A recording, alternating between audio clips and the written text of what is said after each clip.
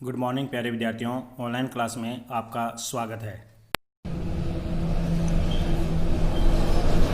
तो प्यारे विद्यार्थियों, हम बात करते हैं आपके इकाई थर्ड इसमें आपका चैप्टर है आतंकवाद, राजनीति का अपराधीकरण और भ्रष्टाचार। सबसे पहले हम बात करते हैं आतंकवाद, जो आज एक वैश्विक समस्या बनकर उभरी है। आतंकवाद का अर्थ, उसका इतिहास और वैश्विक परिदृश्य। आतंकवाद जो एक धर्म के साथ में जुड़कर धर्मांधता पैदा करता है। भारत और आतंकवाद का परिदृश्य भी हम चर्चा करेंगे। तो सबसे पहले हम बात करते हैं आतंकवाद की अवधारणा। आतंकवाद एक विखंडनकारी प्रवृत्ति है जिसका अन्य विखंडनकारी प्रवृत्तियों के साथ में गहरा संबंध भी है। यह कोई नई राजनीतिक अवधारणा नहीं है।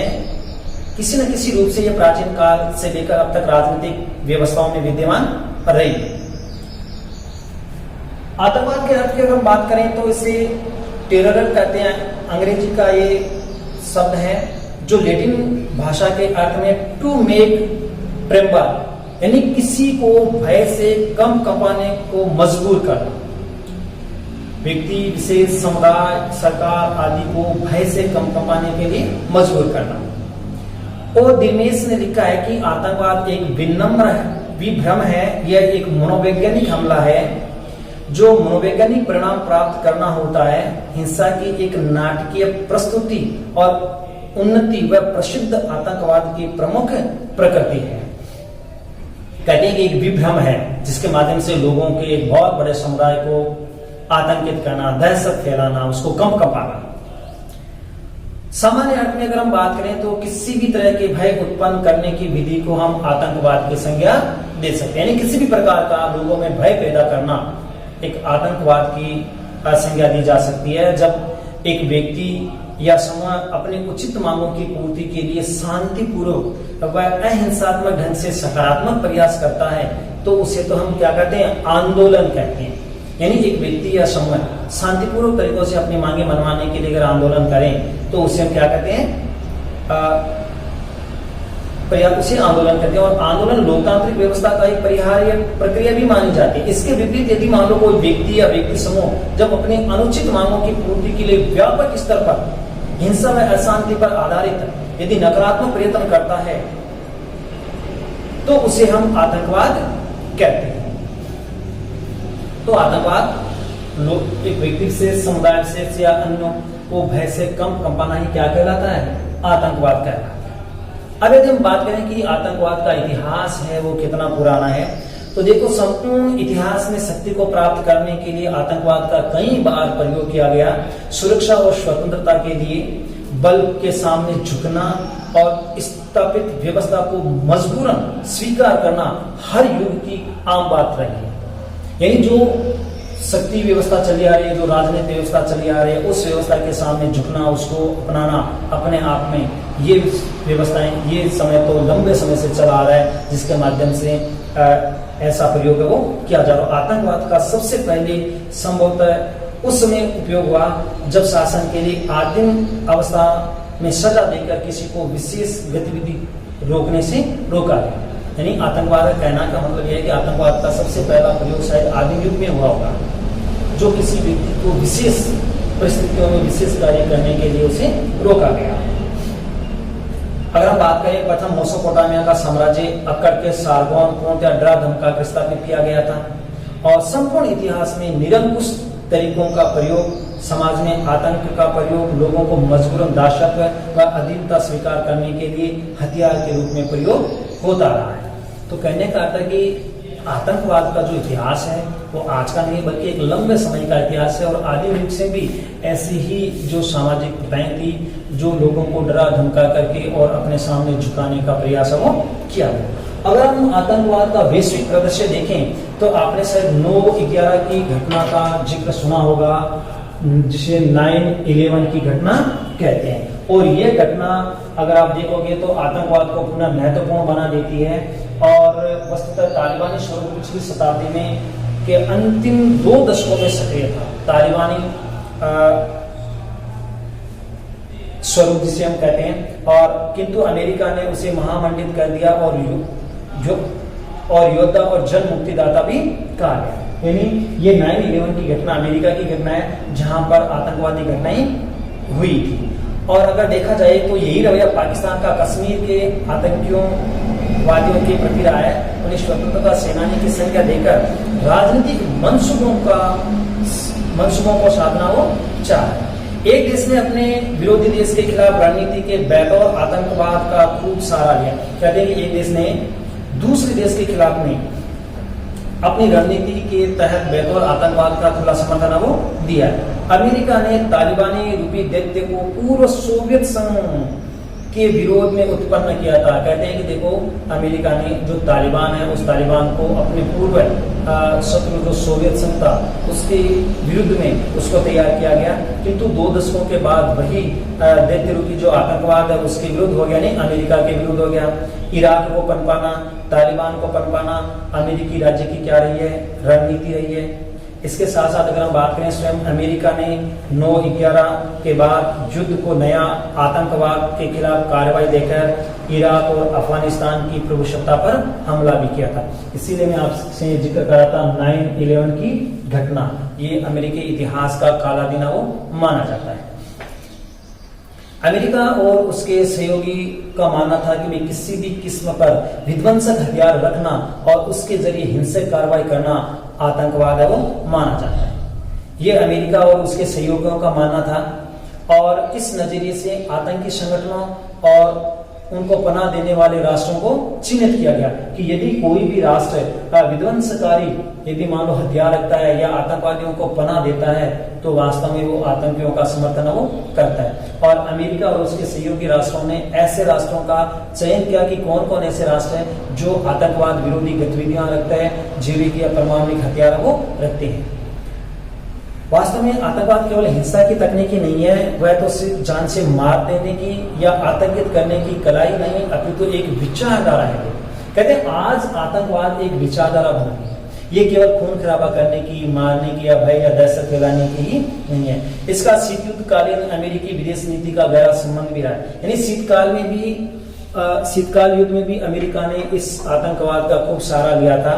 शीत युद्ध वह रक्तबीज था जिससे जितना मारोगे वह उतना ही विकराल रूप का उदाहरण कर लेता है।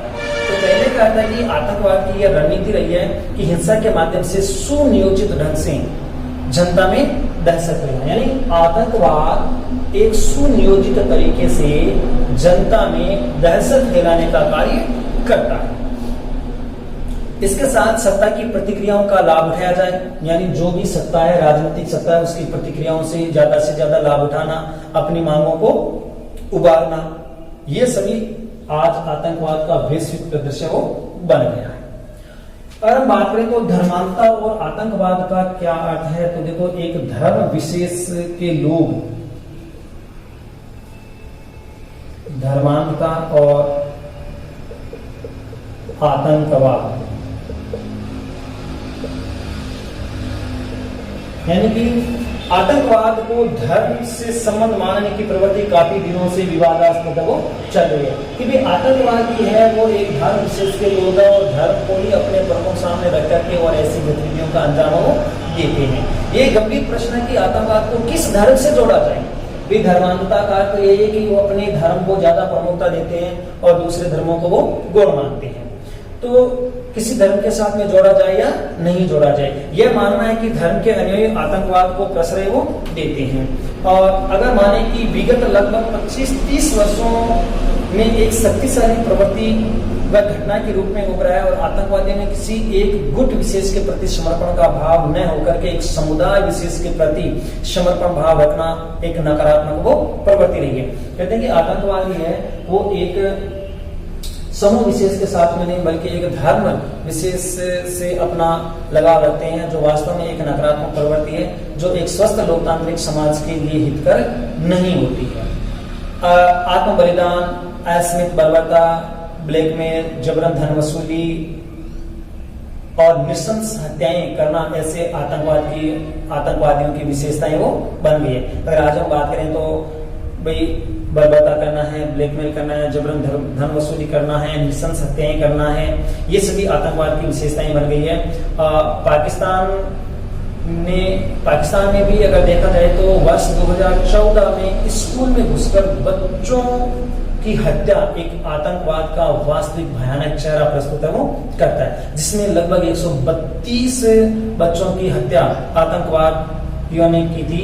खून से भीगे बस्ते, पानी की बोतलें, जूते, खाने के टिफिन बताते हैं कि आतंकवाद मूलतः मानवता के विरुद्ध एक अपराध है। तो उसको किसी एक धर्म विशेष से, एक वर्ग विशेष से, एक समुदाय विशेष से जोड़ा जाए या न जोड़ा जाए, ये आज का एक विवादित प्रश्न बन गया है। और इसीलिए कहते हैं कि अगर मान लो एक धर्म विशेष से जुड़े रहते तो पाकिस्तान में जो 2014 में स्कूल में जो आतंकवादी घटना को अंजाम दिया गया था, इसे देखते हुए नहीं कहा जा सकता कि आतंकवाद एक धर्म विशेष से है, बल्कि आतंकवाद मानवता के विरुद्ध एक क्या है, घटना है, एक अपराध है। तो कहने का है कि आतंकवाद आज एक वैश्विक परिदृश्य बन गई है। और अगर हम देखें तो आज आतंकवादियों की जो अवधारणा है या जो प्रकृति है, उसके 3 पात्र होते हैं। ये आतंकवाद की प्रकृति, आतंकवाद की प्रकृति के 3 रूप देखने को मिलते हैं,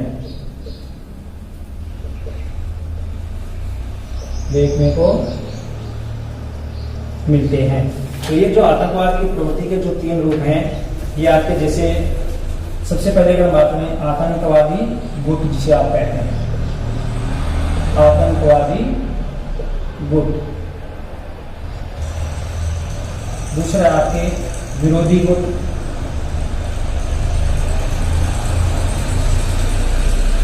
और तीसरे आपके सरकार। आम जनता, अन्य देशों की सरकार में आतंकवादी गुट, तो इसके क्या होते हैं, दर्शक होते हैं। तो ये आतंकवाद की प्रकृति है और इस प्रकृति के 3 रूप देखने को मिलते हैं। अब अगर हम बात करें कि भाई आतंकवाद है, विश्व परिदृश्य के साथ साथ भारत में जो आतंकवाद की प्रकृति है, प्रवृत्ति है, वो कितनी है, किस प्रकार आज हमारा राष्ट्र आतंकवाद के दंश को झेल रहा है। तो भारत और आतंकवाद के साथ हमें किस प्रकार का संबंध देखने को मिल रहा है। तो देखिए, भारत में आतंकवाद, देखो आतंकवाद की कोई प्रकृति नहीं होती है जिसका रातों रात आधुनिक युग में अवतरण हो गया है। भारत के संपूर्ण इतिहास में शक्ति को प्राप्त करने के लिए आतंक का अनेक बार प्रयोग किया गया। बाद में पिछली सदी के 2 दशकों में पंजाब में आतंकवाद, जम्मू और कश्मीर में आतंकवाद, वर्तमान में विभिन्न भारतीय राज्यों में सक्रिय जैसे नक्सलवाद है, उत्तर पूर्व के विभिन्न राज्यों में उग्रवाद है। इसको हम आतंकवाद की परिभाषा में सम्मिलित कर सकते हैं। तो किसी एक नहीं बल्कि कहें कि अगर हम अपने देश के इतिहास को उठा करके देखें तो कई बार इसमें आतंक का प्रयोग वो किया गया। इसके साथ साथ जम्मू कश्मीर राज्य के कई स्थानीय आतंकी संगठनों के अतिरिक्त अन्य विदेशी आतंकी संगठन भी सक्रिय। कहते हैं कि जम्मू कश्मीर में तो जो स्थानीय आतंकी संगठन है, इसके साथ साथ कई विदेशी आतंकी जो संगठन है वो भी सक्रिय रूप से कार्य करें। और भारत में वर्ष 2016 में कुछ 38 आतंकी संगठनों को अनाधिकृत वो किया गया था। यानी 2016 के अंतर्गत कुल 38 आतंकी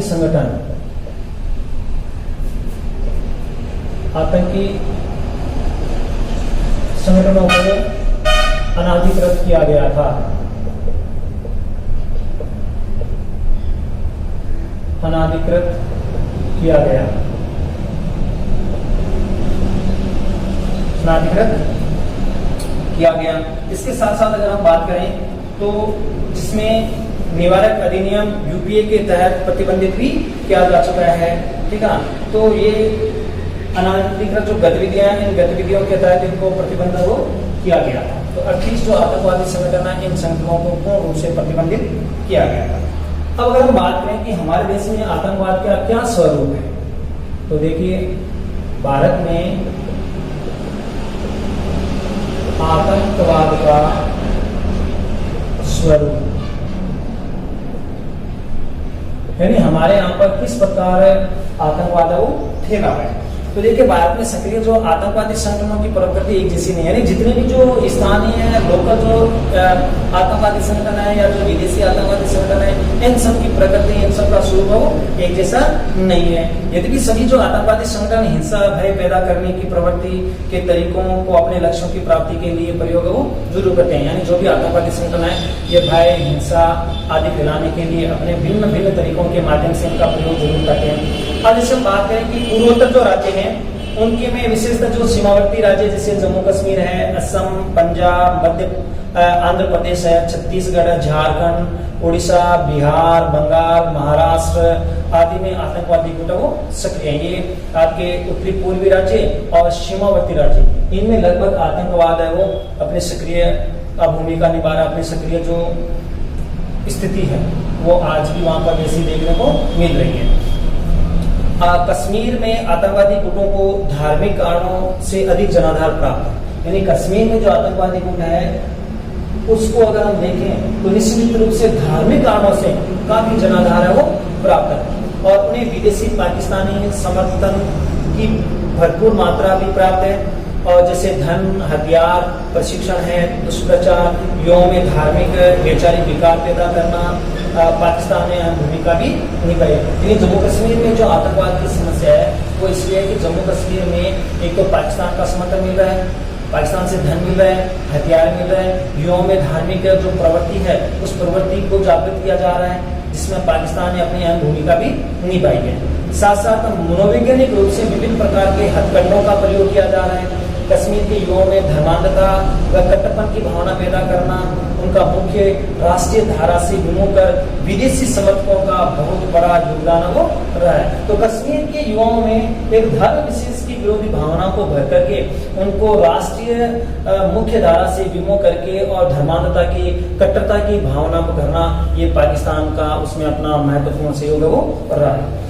इसके साथ अगर हम बात करें तो भारत के भौगोलिक, राजनीतिक एवं सामरिक हितों पर इसका प्रतिकूल प्रभाव भी देखने को मिलता है, यानी आतंकवाद से हमारे देश की जो सामरिक है, भौगोलिक और राजनीतिक हितों पर काफी प्रतिकूल प्रभाव देखने को मिल रहा है।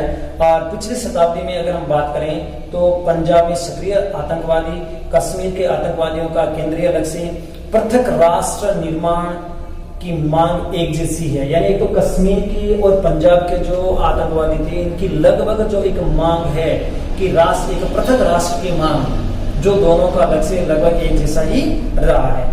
सभी जो आतंकवादी संगठन एक जैसी राजनीतिक सोच संभव नहीं है, क्योंकि पंजाब और जम्मू कश्मीर में जहां आतंकवाद ने धार्मिक कट्टरवाद का सहारा लिया है, वहीं पंजाब के आतंकवादियों ने हत्या के लिए निर्दोष नागरिकों को अपना निशाना बनाना और कश्मीर में आतंकवादियों ने सेना व अन्य सुरक्षा बलों को नुकसान पहुंचाना अपने लक्ष्य रखा है। तो देखो विभिन्न राजनीतिक जो संगठन है, ये आतंकवादी संगठन है, इन सभी की सोच अलग है, इनका लक्ष्य अलग है।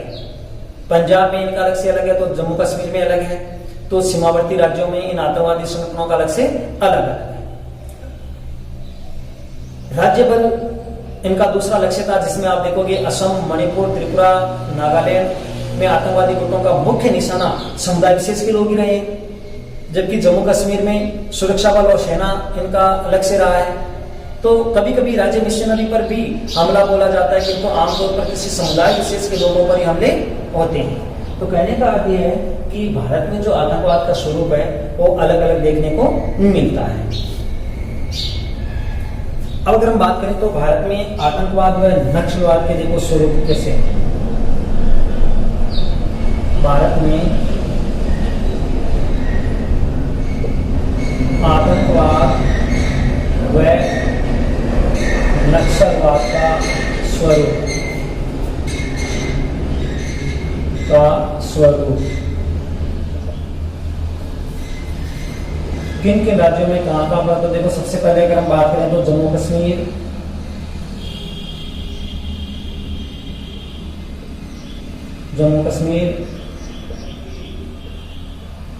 पंजाब, उत्तर और पश्चिमोत्तर भारत, उत्तर पश्चिमोत्तर भारत, इसके अलावा नई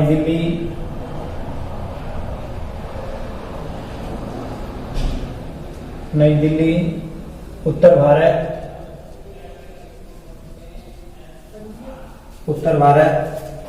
पूर्वोत्तर राज्य,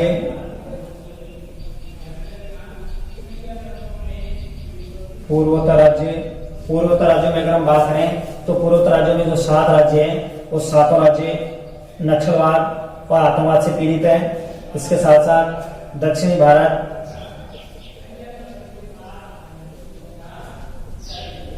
दक्षिण भारत में आपके आंध्र प्रदेश,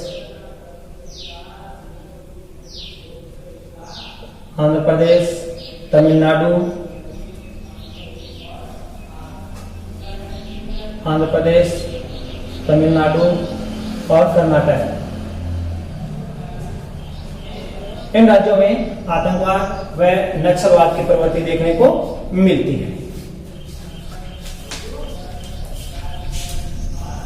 इसके अलावा हम बात करें तो आतंकवादियों की जो सामाजिक पृष्ठभूमि है वो सामाजिक पृष्ठभूमि किस प्रकार से है कि देखो, भारत में आतंकवादी कार्यवाही में शामिल व्यक्ति की सामाजिक पृष्ठभूमि भी अलग अलग रही है। यानी जो भी आतंकवाद में सम्मिलित जो सामाजिक लोग हैं उन सब की पृष्ठभूमि भी क्या रही है, अलग अलग रही है। कैसे? जैसे मध्यम वर्ग व उच्च मध्यम वर्ग का उदय, यानी सामाजिक पृष्ठभूमि में एक मध्यम वर्ग और एक उच्च मध्यम वर्ग का उदय हुआ।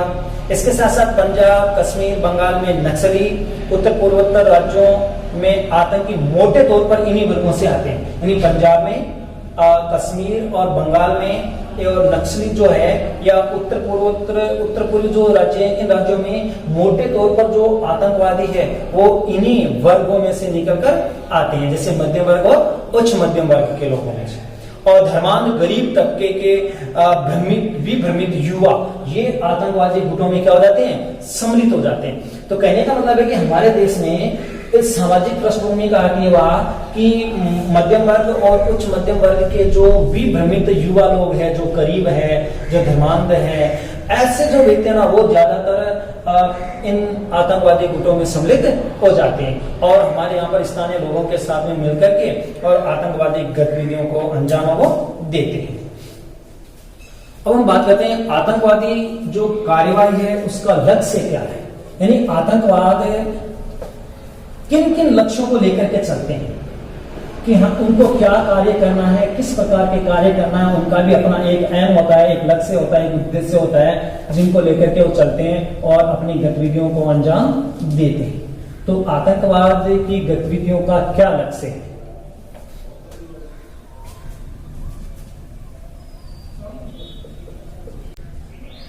आतंकी कार्यवाही का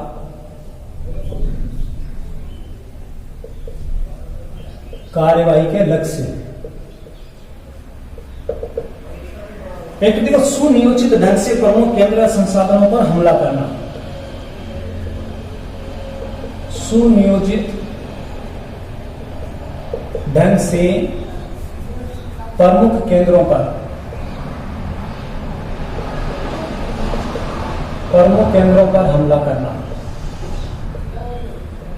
हमला करना।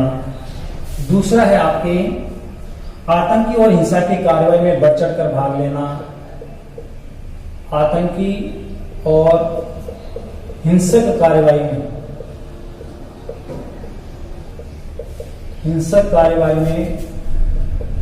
बढ़ चढ़ कर भाग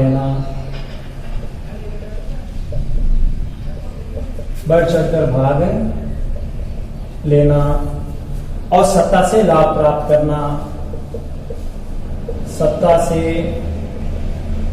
लाभ प्राप्त करना, ये 3 लक्ष्य हैं आतंकवाद में। सबसे पहले सुनियोजित ढंग से प्रमुख जो केंद्र होते हैं या जो संस्थाएं होती हैं उन पर हमला करते हैं। दूसरा कि आतंकी और हिंसक जो कार्यवाही है उसमें वो बढ़ चढ़ करके भाग लेते हैं। और तीसरा सत्ता से लाभ प्राप्त करने। अब देखते हैं कि जब भी कोई देश में आतंकवादी घटना होती है तो बड़े सुनियोजित तरीके से करते हैं किसी को कानों कान तक खबर भी नहीं लगती है। तो यही कारण है कि वो सबसे पहले सुनियोजित ढंग से जो प्रमुख केंद्र है या संस्थाएं, उन्हीं पर वो क्या करते हैं, हमला करते हैं। कुछ मनोवैज्ञानिक कारण भी माने जाते हैं कि भी आतंकवाद के कुछ मनोवैज्ञानिक तत्व हैं, वो क्या है देखते हैं। मनोवैज्ञानिक तत्व,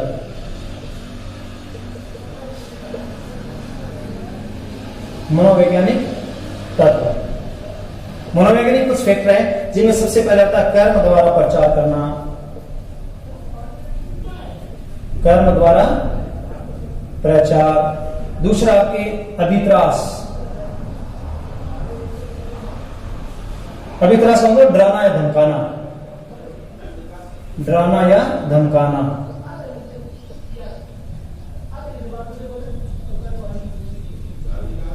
और तीसरा आपके उकसाना, और चौथा आपके अस्त व्यस्त या अराजकता।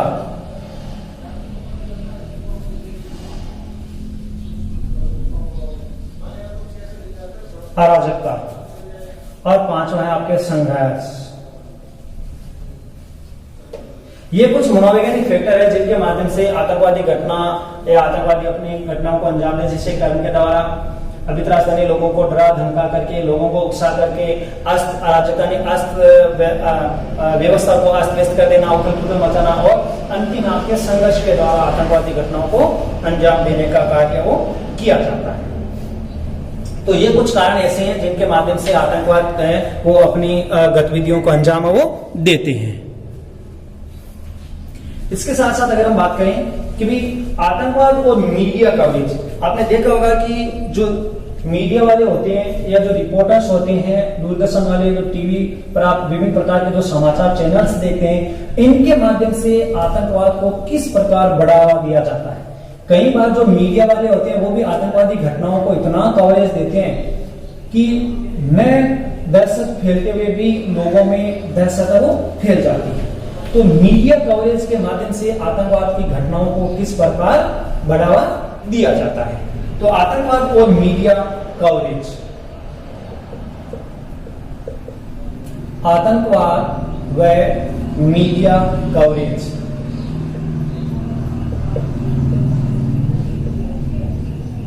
आतंकवाद व मीडिया कवरेज। तो देखो, आतंकवाद और मीडिया कवरेज तकनीकी प्रयोग के कारण आतंक और हिंसा की कार्रवाई और भी आज आकर्षक हो दिखती है। आप देखते हो जो कि कई बार आपने देखा होगा आतंकवादी घटनाएं होती है या सर्जिकल स्ट्राइक होता है, उसको किस प्रकार से वीडियो बना करके और चढ़क भड़क से उसको दिखाया वो जाता है। इसके साथ साथ भारत में पंजाब और कश्मीर में आतंकवाद की जो प्रस्तुतियां हैं वो आप देखोगे तो स्टीरियोटाइप्स भी प्रभुत्व हो रहा है। इसके साथ साथ आतंकवाद कुछ विशेष शैली प्रतीकों और बिंबों का प्रयोग वो करते हैं। जैसे पंजाब के आतंकवाद के दौरान मोटरसाइकिल, मारुति वैन, AK-47 आतंकवादियों का प्रतीक वो मानी जाती है। यानी पंजाब में जो आतंकवादी थे वो अपने दौर में मोटरसाइकिलों के माध्यम से या मारुति वैन के माध्यम से, या आप देखते हो AK-47 जिसे हम कहते हैं जो मशीन गन थी, उसके माध्यम से लोगों को डराना धमकाना आदि उनका प्रतीक चिन्ह बन गया था कि ऐसा देखते लोगों को लगता था जैसे कि कोई आतंकवादी वो आगे है। इससे क्या है कि मशीनरी, प्रशासन जो मशीनरी वो बिल्कुल पंगु बन जाती है। सेना व सुरक्षा पर लगातार काम करते हैं जिससे उनकी कार्य क्षमता में कमी हो जाती है। सामान्य तौर पर अगर हम बात करें तो आतंकवादी गिरोह को कार्रवाई के दो ही मकसद होते हैं। एक तो हिंसा के माध्यम से जन माध्यमों का ध्यान आकर्षित करना, और दूसरा भय और आतंक का माहौल पैदा करना। तो ज्यादा से ज्यादा वो हिंसा के माध्यम से क्या करते हैं, लोगों में जो जन माध्यम है उन जन माध्यमों का ध्यान आकर्षित कराते हैं, जो मीडिया है उसका ध्यान आकर्षित करवाते हैं, और ज्यादा से ज्यादा लोगों में डराना धमकाना या अन्य प्रकार से वो कार्रवाई करना। तो कई बार क्या है कि ये जो मीडिया कवरेज है वो मीडिया कवरेज के कई दुष्परिणाम भी देखने को मिलते हैं। तो मीडिया कवरेज के जो दुष्परिणाम है वो क्या होते हैं, देखो, आतंकवादी घटनाओं से अत्यधिक जो मीडिया कवरेज है उसके दुष्परिणाम ऐसे निकलते हैं कि विभिन्न आतंकवादी गुटों के निर्माण के लिए उत्प्रेरित करता है। यानी जो आतंकवादी गुट है वो अपने और भी नए गुट सक्रिय कर सकते हैं इसके माध्यम से। दूसरा, आपके धार्मिक व सांप्रदायिक कारणों से आतंकवादियों में सस्ती और लोकप्रियता हासिल होने की संभावना हो जाती है। जो आतंकवादी संगठन नगण्य है उनको भी मीडिया कवरेज के माध्यम से ज्यादा लोकप्रिय वो बनाया जा सकता है। और तीसरा, आपके विभिन्न गुटों में प्रतिस्पर्धा उत्पन्न होने पर बढ़त व पहलकदमी हासिल करने की होड़ भी उत्पन्न हो जाती है। और आतंकवादी जो गिरोह है वो मीडिया कवरेज करने वाले चैनल्स पर नियंत्रण स्थापित करने का भी प्रयास वो करते रहते हैं। और नेक्स्ट आपके प्रशासनिक मिशनरी की कार्य कुशलता पर भी प्रतिकूल प्रभाव पड़ता है। ये है अत्यधिक मीडिया कवरेज के कारण कई बार दुष्परिणाम देखने को मिलते हैं। तो ये चीज अभी आतंकवाद है वो क्या है, इसका विश्व परिदृश्य क्या है, भारत में आतंकवाद का स्वरूप क्या है, उसकी प्रकृति क्या है, और सबसे इंपॉर्टेंट क्वेश्चन आपके बनता है कि आतंकवाद और मीडिया कवरेज, कि भी मीडिया कवरेज के माध्यम से आतंकवाद को कैसे बढ़ावा दिया जा सकता है और अत्यधिक मीडिया कवरेज के कारण आतंकवाद के क्या दुष्परिणाम निकलते हैं। ये प्रश्न वो सबसे महत्वपूर्ण प्रश्न वो बन जाते हैं। तो ये जो आपका प्रश्न है आतंकवाद का टॉपिक ये पूर्ण होता है, आप इसे अच्छी तरह से वो तैयार कर लें।